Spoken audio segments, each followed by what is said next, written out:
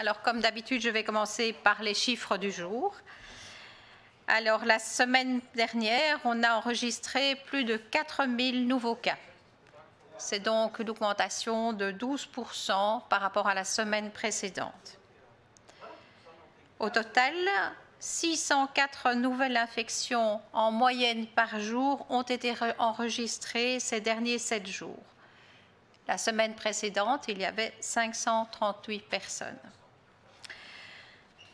Depuis plusieurs jours, cependant, on constate que cette hausse se stabilise et que la croissance exponentielle semble interrompue.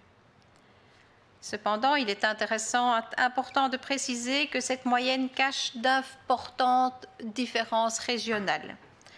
Dans les provinces d'Anvers, de Limbourg et de Luxembourg, on constate que ces courbes sont en baisse. Dans la province d'Anvers, où se sont produites un tiers de toutes les infections, nous constatons une stabilisation du nombre d'infections, une très légère diminution de 3%.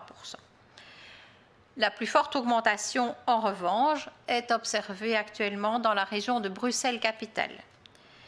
Ici, la moyenne hebdomadaire a augmenté de 57%. Cette augmentation reste cependant légèrement inférieure à celle d'il y a une semaine, mais elle reste alarmante.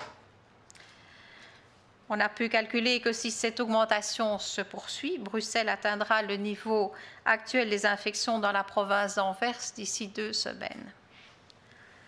Dans les autres provinces, on note des augmentations comprises entre 20 et 50%.